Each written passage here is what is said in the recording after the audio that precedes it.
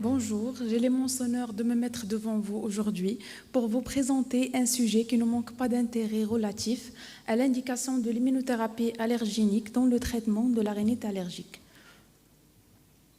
En effet, la rhinite allergique est une infection fréquente.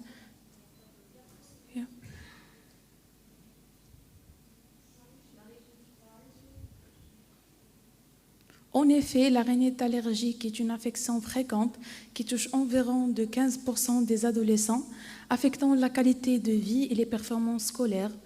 Cependant, le traitement traditionnel repose sur l'évitement des allergènes et l'utilisation de médicaments tels que les antihistaminiques et les corticostéroïdes. Cependant, ces solutions sont souvent limitées et les symptômes reviennent après l'arrêt de traitement. Donc, l'immunothérapie allergénique est présentée comme une alternative thérapeutique durable qui désensibilise l'organisme aux allergènes, offrant des bénéfices à long terme même après l'arrêt de traitement. Il est recommandé lorsque les symptômes persistent malgré une optimisation de traitement pharmacologique. Il peut aussi avoir un effet préventif sur l'asthme qui est une affection fréquemment associée à la rhinite allergique.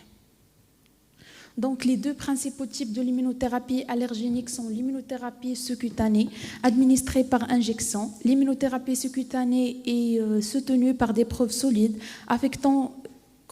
concernant son efficacité, notamment pour les allergènes saisonniers. Ces effets sont durables et des études ont montré une réduction significative des symptômes pendant plusieurs années, même après l'arrêt de traitement. Et puis, l'immunothérapie sublinguale, administrée sous forme de gouttes ou de comprimés, a montré des résultats prometteurs, en particulier pour les enfants, avec des améliorations des symptômes. En matière de sécurité, l'immunothérapie allergénique est considérée comme globalement sûre, avec des effets secondaires mineurs. Donc, le choix entre immunothérapie sous-cutanée et immunothérapie sublinguale dépend de caractéristiques du patient, de la disponibilité de produits et de préférences familiales. Cependant, le choix, la nécessité d'équilibrer entre efficacité et sécurité est très primordiale.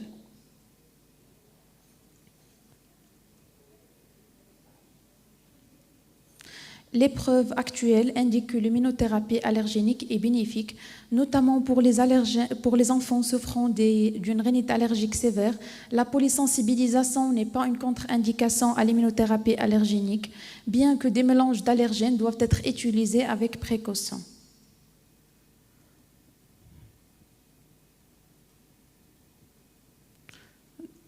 Les avantages et les inconvénients des différentes options doivent être pris en compte lors du choix de la meilleure approche pour chaque patient. Mais en général, le produit de choix reste toujours l'immunothérapie sublinguale en raison de sa facilité d'administration et avec moins d'effets secondaires. Donc, pour conclure, je dirais que l'immunothérapie est une approche efficace et sûre pour traiter la rhinite allergique chez les enfants. L'immunothérapie immunoallergénique est le seul traitement qui peut modifier l'histoire naturelle de la maladie. De même, il est encore important d'évaluer les preuves spécifiques avant tout traitement. Sur ce, je vous remercie pour votre attention. Merci Madame Basmala Alaoui.